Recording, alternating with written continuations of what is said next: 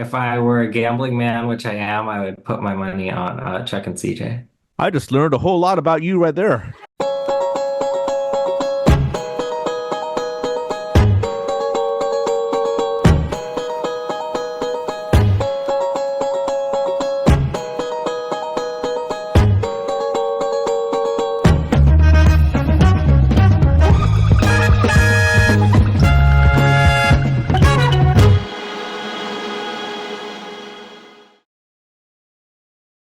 What I really enjoyed this week was the West Division storylines were intertwined with the East Division storylines. So you had the top of the East, you had Mike going against Chris and Bonnie, and Chuck and CJ going against Mark and Sarah. And so Mark and Sarah and Chris and Bonnie were amongst the 4, 6, and 7 teams that were vying for the 2 remaining playoff spots, while Chuck and CJ and Mike were going for the East Division championship. Right. Yep. A lot of implications in those 2 games there. Congrats to Chuck and CJ for holding it down again. So if they both lost or they both won, then it was the total points for tiebreaker. Yes. I think Chuck and CJ had that locked down. Yep. And lo and behold, they both lost. Yep. That's not what we were thinking. No, same here. At the same time, these are statement wins by Chris and Bonnie and Mark and Sarah. Huge wins. It gives the East something to think about. That the West teams, even though there was a kind of a weird regular season, they're not going to be pushovers in the playoffs. And I think it shows too. They're trending in the right direction. It's almost the definition of the teams getting hot at the right time, especially Chris and Bonnie. Yeah, especially Chris and Bonnie. They are looking good. Travis Kelce at tight end, and then their players are up and performing again. So that trade a few weeks ago between Nabs and Chris and Bonnie really has worked in the favor of Chris and Bonnie. That's what it looks like so far. Yeah. Because Nabil ended the regular season losing 4 games in a row. There's always next year. Yes. I mean, 6-4, looking very good towards the top of the West Division, seemingly locking up a potential playoff spot, but no. Tough one. Yeah, hate to see it. Yeah. So of those, what was it? 6 and 7 teams going into that week or something like that. Yep. 4 of them lost to Lisa. That was decided, I think, before Monday. Maybe. No, pretty early on Monday. Giants game. Lisa had Barkley. And earlier than the others, yes. Mm-hmm. Earlier than the other twos. I guess the grind had it not locked down as a victory against Little Child. The grind was looking very good because they had very handily won their match against John and Noah, and would have gotten in if either Chris and Bonnie or Mark and Sarah, if either one of them had lost, but they both won. Yep, and like with playing Chuck and Mike, you'd think in the grind shoes one of them might lose, but like you were saying, big wins for Mara and KBA. Yeah. So this means all 3 West playoff teams, they have not yet won the Arsenio Bowl. Whereas on the East side, 4 out of the 5 playoff teams there have won the Arsenio Bowl in the past. So just Lisa then. So just Lisa on the East has not won it. Another stat that I'm going to throw at you here. The 3 West playoff teams, there are combined 4 games over 500. Let's see. On the East side, 24.5 games over 500 combined. Yeah. So, I mean, it just shows how much stronger the East regular season was for all those playoff teams. But as mentioned, can't count out any of the 3 West teams going into the playoffs. No, everyone left's looking like you wouldn't want to face them, except for maybe some of the wild cards. So let's talk about your match with Andrew. So, Andrew Acob is your middle name. That's my middle name. And if you do things the right way, Seattle Felix will be your middle name as well this coming week. Fingers Wow. crossed. Well, I know that you said going into the playoffs that you would have rather have faced Chuck and CJ. I think it's a blessing in disguise as to what happened on, this past weekend. You beat me handily, and that kept you above Tanny for the wild card one playoff slot. And Yeah. therefore, that's the reason why you're facing Andrew. I think it worked out in your favor just fine. Yeah, I think so too. And then because Tanny's gonna play Chuck, right? Exactly. Yes. Mm-hmm. Yeah. And then if Nabil had beat Lisa, I would have gone up to the third and had to play Mike. Exactly right. So That's I'm thinking like the way this week past weekend played out was like ideal in yes. hindsight. I had no idea at the time. I was just like, oh, I thought I was going to lose to you before the Titans made a comeback. I know I'm on the spot here. I think you're going to win. I think number one, I think you're actually going to have a decent chance to get to the Arsenio Bowl for the fifth time in 8 years. Wow. And Andrew's team showed me this past weekend, he's trending in the right direction. Obviously, he's a higher seed than you, being a West Division champ. I just I have a bad feeling about his team. Gotcha. Well, I hope you're right. Okay. All right. I know that you're remaining silent, but I think Yeah, I have to silence. remain silent on this topic. I think silence sometimes speaks louder than words. Okay. Anyway. All right. And this is a good time to bring up how Andrew, being the West Division champ, he is technically the overall number two. So you have Chuck and CJ, of course, they're the highest one, overall number one. But the mere fact that Andrew is the West Division champion, he has the number two, whereas all the other teams are ranked overall according to how they performed regardless of division. Okay, so that's how that works. The reason this comes into play. Uh-huh. Random question. So Andrew's overall two, so that makes Mike overall three. So if for some reason Andrew tied Mike in the Arsenio Bowl, tie goes to Andrew. Exactly right. Yes. All right. And so I'm glad we're discussing that now. On a more immediate situation here in his match against you, if you both tied, Andrew would win. Yes. Because he's a higher seed. So this is a scenario that we didn't see last year, and so that's why it didn't come up. And now we get to voice it. I have a feeling that this will be kind of one of those FAQ questions or frequently asked questions to the commission. It's like, how did that work? How come that person is up overall too, or that kind of thing? And it's just, especially when if West teams are always as bad as they are for going forward. That's probably going to be a common occurrence. So, but at least we have a good reference point for this season. And it's already come into play with like getting into the playoffs. So, I mean, I feel like we're all familiar with the different divisions. So, yeah, it does take a few years to get used to the divisional format. And I also think that as we keep on going forward, there'll be more divisional situations that come up that you'll have to adjudicate or make decisions on, but we'll cross that bridge when you get there, of course. Nothing too major. It's just a matter of making the disclaimer well before the match happens, that kind of deal. But just got to get it in writing. There you go. The other another big playoff match coming up is, as you mentioned, Chuck and CJ, the East champs versus the wild card number 2, Tanny. Both are former Arsenio Bowl champs.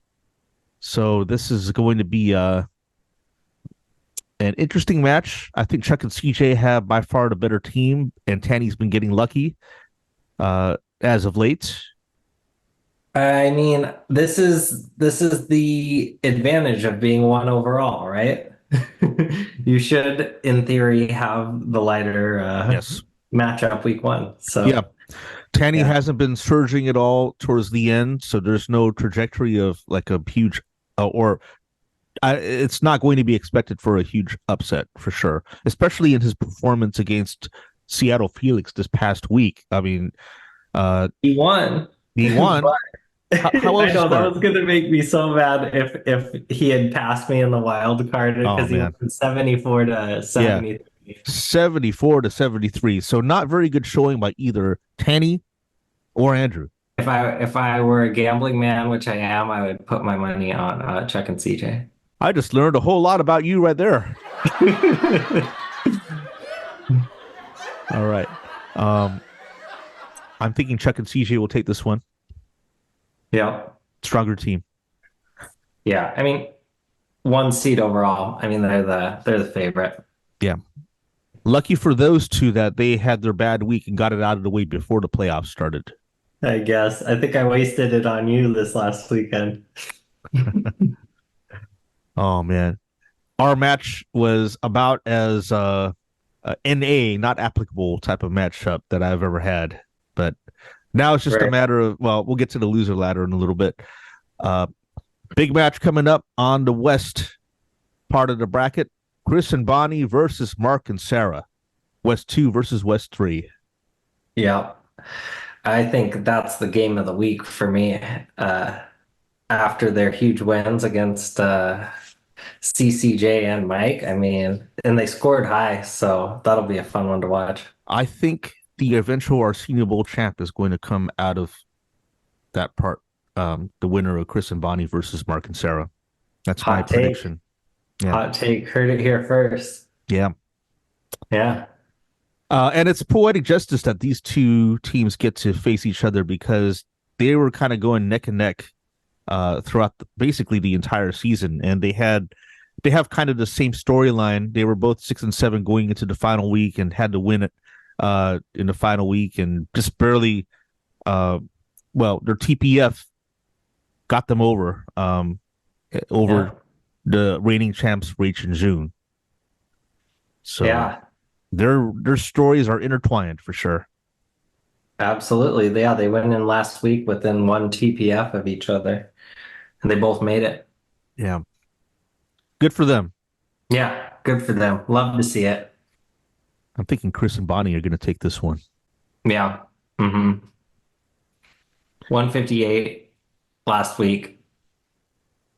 Their running backs are back. Team Mara, I mean, at this point is favored, at least according to how the rosters are set up. Now, here's the big question for Chris and Bonnie, quarterback. Geno Smith coming off an injury. And the other option is Tommy DeVito, who I wouldn't trust. So she's probably going to, I mean, they're probably going to go with Geno Smith. That would be their one Achilles heel and potential liability. The rest of the team is looking good. Yep. I mean, just stacked. Debo Samuel back better than ever. And now they have Kelsey at tight end. Yeah. Kind of crazy. So that would be, and I still think Chris and Bonnie are going to take this one, but it's going to come down to the quarterback play. If Lamar Jackson goes off like he has been doing, it's going to be close. Let's just put it that way. Yeah. Lamar Jackson has Jacksonville. He could easily go off. And then CeeDee Lamb in that potential shootout with Buffalo. So I think this one, in my mind, it's kind of a coin toss. Yeah. Mike versus Lisa. That's East 2 versus East 3. Yeah. Another good one. Those 2 and 3 seeds, I think, have it the worst. Yeah. Right. And just based off last week, Lisa scored 115. And that was coming off, I think, a loss from me the week before. So if you want to go with trends, Lisa might be on a little bit of a downswing. Yeah. And Mike, I mean, Mike's been on a tear since I can remember. I'm thinking Lisa possibly has a slight advantage because of her quarterback, Dak Prescott, and her running back core of Barkley and Gibbs. Interestingly, I think she's been starting two tight ends, which seems to have been working out for her. And so it's not clear as to what she's going to do for flex at this point of the week. And But she had a yeah, third tight end on her bench. it is very interesting. I mean, some of her roster makeup and the bench strategy that she's been using all season. I know she claims to, in her interview of her weeks ago, she was claiming that she wasn't really looking much at her lineup at the time. I suspect that's no longer the case. Mm-hmm. I mean, she is still on a tear. Yep. You're right. All it takes is Dak Prescott to throw for four touchdowns, and she can beat anybody, really. Yeah. And in the reality part of this is that Dallas Cowboys have been playing out of their minds, I think. They're going up against Buffalo this coming weekend. That's going to be a bit of a shootout.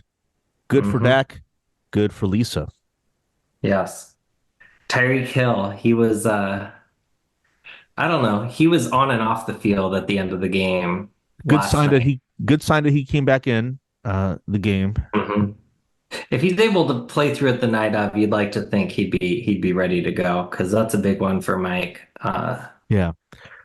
Going against the Jets this coming weekend. Kind of a interesting defense for the Jets where they have some good players at the corners, but little tough kind of in the middle of the field, kind of in the mid to deep portion of their defense where they tend to have a few holes. I think they're either going to double team Tyreek, so he'll have some limited, um, you know, catches, or that's what they're going to try to do. But at the same time, as the game progresses, if they're huffing and puffing, Hill can take advantage of that and run the right route. So yeah. Hill has a chance to have a big game. It's just kind of a flip floppy New York Jets defense that Hill's against. Yeah. I think he'll be able to get his if he's healthy. He's quick. Yeah. So I'm still going to take Lisa. You're gonna take Lisa on this one. Yeah, because of All Dak right. and Saquon. Okay, I'm gonna take Mike. Okay. I just think I just think it's about time. I think Dak and Saquon have been overextended Okay. for a while. Fair enough. Do you think they've been kind Just of my take. overperforming? Yes. Okay. That's a fair statement. I think they Hmm. have been too. I just think they're going to keep on overperforming. Yeah, that's fair. Yeah. All right. All So right. Did we that get was all four of them? we got all four of them, and now we can probably brush over the loser ladder if you want. Just some Yeah, why not? tidbits. So, of course, the loser ladder is set up. There are three rungs or three levels of matchups. So it's going to start out with uh, 9 versus 10, 11 versus 12, 13 versus 14. So at the very bottom, it's worth mentioning that Uncle Dwayne, Auntie Carmen, and John and Noah have both surpassed the previous worst regular season of all time in our league that once belonged to Chuck at 2-11. Uncle Dwayne and Auntie Carmen ended the regular season at 2-12. John and Noah ended the regular season 1-13. One. Ouch. And currently in the 12 game losing streak. If they go on to earn the Tucky Award, that means that they will have lost 15 in a row to end the season. I mean, at this point, they're on a streak. Might as well keep it going. It's almost impressive, but but usually, as you know, I have this Commish Outlier Award. This is definitely an outlier, but the Commish Outlier Award is only meant for positive outlier stats. This is Right. about as um, what's the right word for this? This is about as dismal of a stat as I've ever seen. I don't think I've ever seen a team win only one game in the entire season. So we'll see if John and Noah do win one of these loser ladder games in the next 3 weeks, it'll be a bit of an upset Yeah, whenever it happens. absolutely. I mean, they did score more. They scored 122 this week. They were just up against the grind. Like they've been doing okay. I wouldn't say, but like anytime they get above like 110, they won't get the win where other teams will get the win. So I'd say some of it is their matchups. Just to, John and Noah, there will be better seasons. yes. There'll be better seasons. And remember, Keep John. hope. John is a former Arsenio Bowl participant. Oh yeah. Now, I don't think any of the other games are in the loser ladder are worth mentioning. I will say that Uncle Dwayne and Auntie Carmen are the ones that have expressed the most enthusiasm about potentially getting to Uncle Ray's Chowder Bowl in the final week 17. And of course, Hmm. the winner of that will have their pick of their draft position in 2024. So that's always fun to see, um, kind of a sneak peek at the following season. And of Yeah. course, to the future commission, it's up to you if you want to keep doing that. I mean, it's not a requirement here. I mean, why not? Yeah, I'm just looking at the way you did the course to the Chowder Bowl with the arrows, so that's nice. It can make sense. You can see who has to win how much. So Yeah. Rachel June could lose and still get that, which is So good. yeah, so I did the. You'll see that there are some red boxes and some black boxes, right? So Hmm. the ones in the red are in danger of eventually getting to the Banyu Bowl and the Tucky Award. Oh, Once you get into one of the black items, uh, you're free and clear of the Tucky Award. So, good to uh, know. It's like the reverse clinch. yes, pretty much, yeah. This is and in that effect, this is a huge game against Nabil for me because if I can get this win, I'm in the black. Winner of that gets the black.